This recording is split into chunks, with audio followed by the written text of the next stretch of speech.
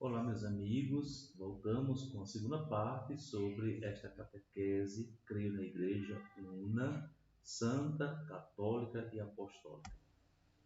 Estas são, como eu disse, as notas distintivas da Igreja. Tanto a unidade quanto a santidade têm a sua razão de ser em Deus. É porque Deus é uno, embora comunique sua vida a muitos, que a Igreja é una. Segundo o teólogo Yves Congar, é porque somos todos participantes da mesma vida, que é a vida de Deus, que somos todos uma só coisa em Deus e entre nós.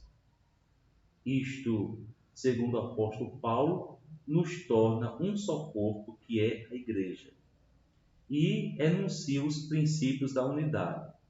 O apóstolo Paulo, na carta aos Efésios, capítulo 4, versículos do 3º ao 6º, fala da igreja, que é um só corpo, um espírito, uma esperança, um só Senhor, uma só fé, um só batismo, um só Deus e Pai de todos.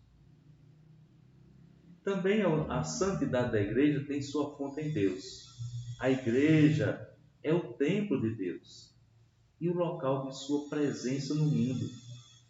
A encarnação que nós celebramos no Natal, na qual Deus se une à humanidade segundo o seu próprio ser, porque a união se dá na pessoa divina do Verbo, inaugura, portanto, uma etapa nova da presença de Deus no mundo. Por meio dela, o Espírito de Deus é verdadeiramente dado como uma fonte de água que jorra para a vida eterna e santifica a humanidade e, consequentemente, a Igreja, o corpo de Cristo, animado e unido pelo Espírito. Cristo se entregou por ela e para santificá-la. A catolicidade da Igreja decorre da sua unidade. Por meio da Igreja, a graça salvífica de Cristo é comunicada a todos os homens, a toda a humanidade. Nela, todos são convocados para uma vida de comunidade e de amor. O pequeno catecismo católico, eu creio, nos diz a propósito da catolicidade da Igreja. A Igreja de Jesus Cristo é a depositária da herança do Senhor e anuncia Cristo como a esperança de todos os homens. Ela é sinal e penhor do seu amor redentor, não só para aqueles que são batizados no seio da Igreja Católica Romana, mas para todos os que vivem reconciliados com Deus. Também as pessoas que servem a Deus em outras comunidades de fé e noutras religiões, e até as pessoas que não sabem nada de Deus, participam do amor de Deus e da esperança da qual Jesus Cristo é o garante, ao seguirem fielmente a sua consciência. Daí que estas pessoas estão, de certo modo, relacionadas com a Igreja una. Por isso, a Igreja está, em virtude de sua própria natureza, aberta a todos. Ela é, portanto, católica universal. Quanto à apostolicidade, o Catecismo da Igreja Católica diz assim: a Igreja é apostólica por ser fundada sobre os apóstolos. Isto em tríplice sentido.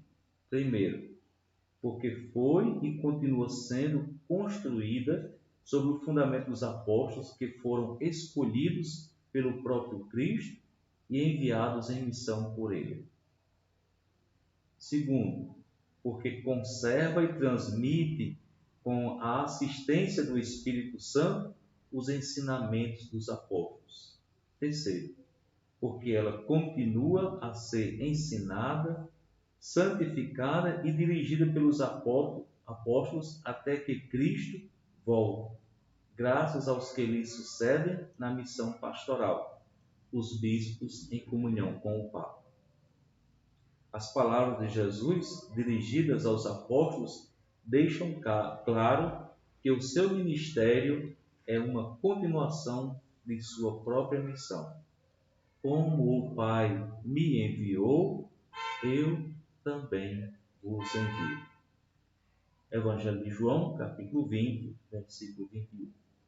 Inclusive, eu gostaria de deixar uma sugestão para quem tem a oportunidade, se eu não me engano, está passando no SBT, mas também nos streams, como o Netflix, a série Os Escolhidos, que ajuda um pouco a gente a compreender esse aspecto. Com esta catequese, nós terminamos, assim, ao nosso ver, né? Embora tenhamos muitas coisas ainda a dizer, mas são as coisas básicas, as nossas compreensões sobre creio na igreja. Então, nós vamos preparar agora uma nova série para apresentar a vocês até que nós possamos concluir a explicação de todo o credo. Meus irmãos, agradeço a sua paciência de nos assistir, de nos ouvir e invoco sobre vocês as bênçãos do Senhor. Em nome do Pai, e do Filho e do Espírito Santo. Amém.